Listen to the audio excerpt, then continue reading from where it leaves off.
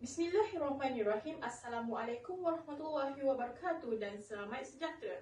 Saya Nur Farahani binti Rahim akan membentangkan projek sarjana muda saya yang bertajuk Peranan Pihak Berkuasa Tempatan (PBT) dalam menyerap beban cukai taksiran kepada premis perniagaan semasa pandemik COVID-19. Nama penyelia saya adalah Dr. Wan Ibrisha Fikri bin Wan Ismail.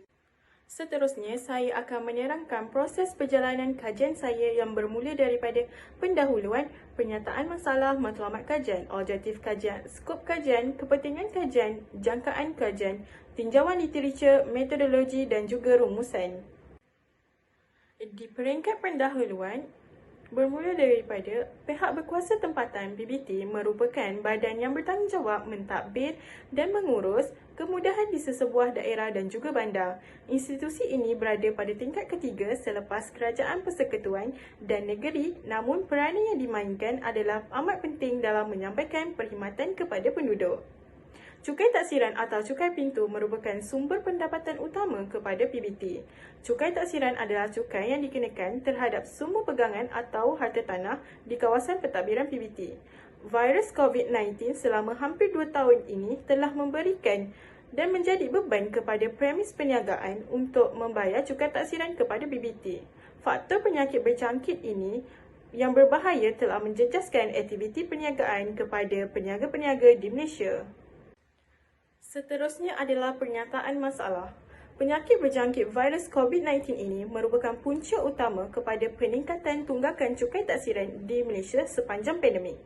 Menurut Berita Harian pada Mac 2021, peningkatan tunggakan cukai taksiran mencecah kira-kira lebih kurang 6 bilion adalah daripada pengurusan pengutipan cukai taksiran yang lemah di PBT itu. Namun, menurut statistik yang dinyatakan dalam Akhbar Berita Harian juga 2021, Dewan Bandaraya Kuala Lumpur DPKL mempunyai jumlah tunggakan sebanyak 350 juta pada tahun 2020 yang sangat mengejutkan semua pihak. Terdapat juga PBT yang tidak melaksanakan penilaian semula sejak lebih kurang 30 tahun sedangkan penilaian harus dibuat sepanjang tempoh 5 tahun sekali. Matlamat kajian ini adalah untuk membantu masalah beban cukai taksiran yang dihadapi oleh premis perniagaan semasa pandemik COVID-19 dan juga ingin meningkatkan pengurusan dalam pengutipan cukai taksiran yang lebih efisien semasa pasca COVID-19 kepada PBT. Terdapat 3 objektif kajian dalam kajian yang saya lakukan. Yang pertama adalah untuk menganalisis pola aliran jumlah bayaran cukai taksiran bagi premis perniagaan sahaja dari tahun 2017 hingga 2021 di bawah pentadbiran Majlis Daerah Labis.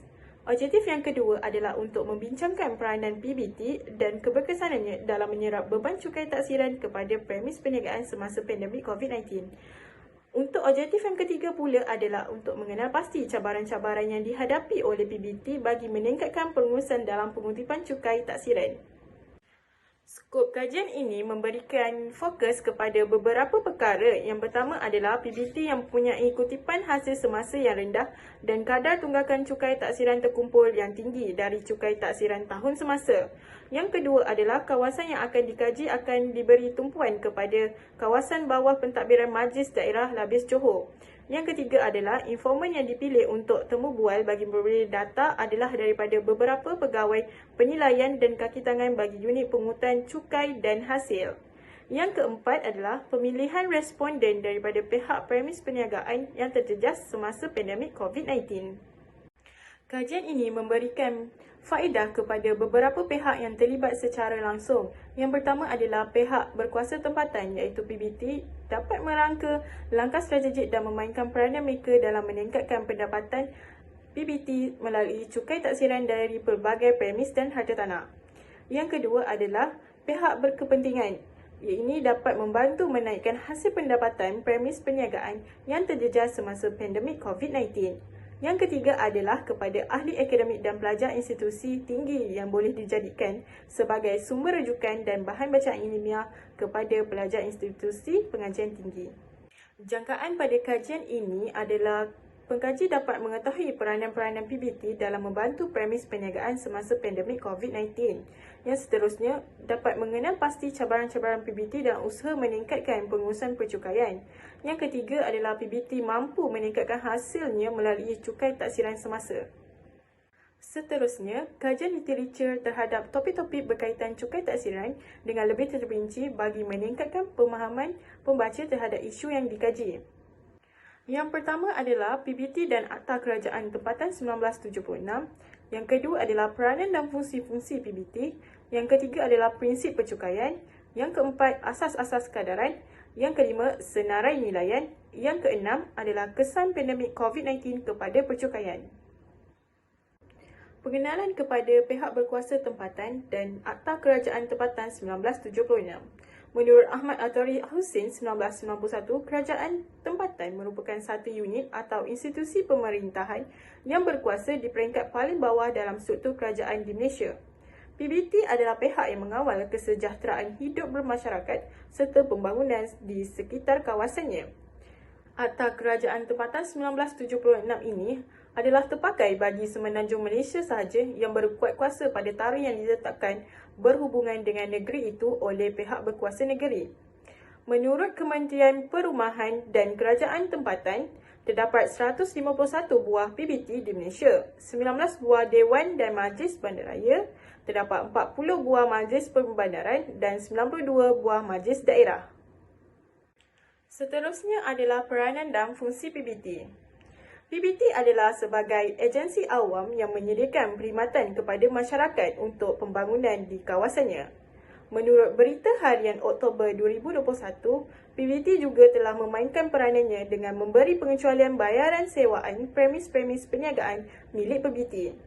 Seterusnya, PBT juga telah memudahkan urusan permohonan lesen penjaja terutama bagi membantu golongan yang terjejas ketika pandemik COVID-19 ini untuk menceburi bidang perniagaan. Yang seterusnya, PBT di Negeri Sarawak telah memberi diskaun sebanyak 50% sewa pasar dan gerai PBT untuk peniaga dan penjaja. Menurut Seksyen 39 Akta Kerajaan Tempatan 1976, hasil dan sumber pendapatan PBT adalah daripada semua cukai, kadar, sewa, bayaran lesen dan hasil-hasil wang atau cas yang harus dibayar kepada PBT. Yang kedua adalah semua cas atau keuntungan daripada perdagangan, perkhidmatan atau pengusahaan yang dijalankan oleh PBT. Yang seterusnya, semua bunga atau apa-apa wang daripada harta alih dan harta tidak alih PBT. Yang terakhir adalah semua hasil terakru kepada PBT daripada kerajaan persekutuan atau negeri sebagai pemberian sumbangan dan endowment. Prinsip percukaian. Percukaian adalah satu bayaran yang wajib tetapi bukannya denda yang dikenakan oleh kerajaan ke atas penggunaan pendapatan, kekayaan atau asas-asas lain untuk faedah rakyat bersama. Hasil kutipan cukai biasanya akan digunakan untuk mengurus, mentadbir dan membangunkan negara menurut Ahmad Arifian Bujang 2001. Seterusnya adalah cukai taksiran. Pembayaran cukai taksiran dibuat sebanyak 2 kali setahun iaitu sebelum 28 Februari dan sebelum 31 Ogos setiap tahun. Terdapat pegangan yang akan dikecualikan daripada cukai taksiran. Kadar peratusan akan ditetapkan oleh Jabatan Penilaian dan Pengurusan Harta di PBT masing-masing. Nilai tahunan akan didarabkan dengan kadar. Oleh itu akan dapat cukai taksiran. Asas kadaran dan senarai nilaian. Asas kadaran cukai yang digunakan oleh semua PBT adalah berdasarkan nilai tahunan harta tanah berkenaan melainkan bagi negeri Johor iaitu berdasarkan kepada nilai tambah. Senarai nilaian pula merupakan suatu rekod lengkap berkaitan maklumat semua pegangan berkadar. Senarai nilaian hendaklah perlu disiapkan sekali setiap 5 tahun atau dalam tempoh yang telah dilanjutkan sebagaimana yang ditentukan oleh pihak berkuasa negeri. Ini merupakan kesan pandemik COVID-19 kepada percukaian. Yang pertama adalah kelewatan daripada pihak hartanah dalam membayar cukai tanah semasa pandemik. Yang kedua, ia akan mengakibatkan tunggakan cukai tanah. Yang ketiga, hartanah kediaman dan komersial tidak dapat disewakan pada jangka masa yang lama. Ini akan menyebabkan berlaku tunggakan cukai taksiran yang tidak mampu dibayar ekoran daripada premisnya yang tidak dapat disewa. Metodologi kajian merupakan perbincangan yang meliputi kepada beberapa elemen. Yang pertama adalah pengenalan, suatu kaedah untuk mereka bentuk, mengumpul dan menganalisis. Yang kedua adalah reka bentuk kajian. Pengkaji akan menggunakan reka bentuk kajian kualitatif.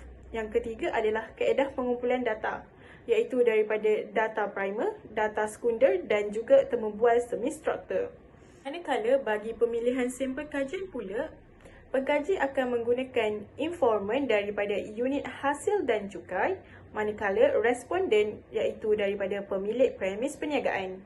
Seterusnya adalah peringkat analisis data dan kandungan dokumen. Analisis akan dibuat secara kualitatif dan juga analisis laporan kewangan dan tahunan. Sebagai rumusan, kajian kualitatif adalah yang paling tepat kerana ia dapat memperolehi data daripada temu bual yang dijalankan oleh pengkaji.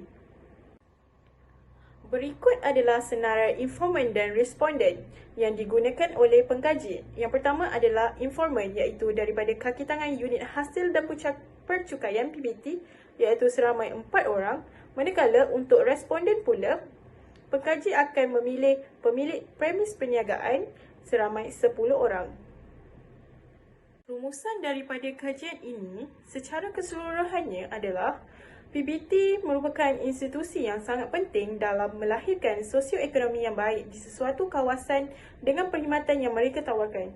Namun begitu, cukai tasiran merupakan sumber pendapatan utama kepada PBT. Oleh itu, ia perlu selaras dan seiring dengan perkhidmatan dan tadbir urus yang cekap dan efisien yang diberikan oleh PBT itu sendiri.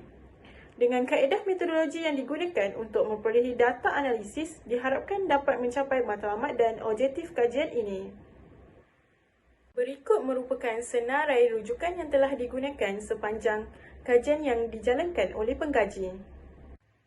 Sekian sahaja daripada saya untuk pembentangan projek sarjana muda bagi sesi kali ini. Sekian, terima kasih.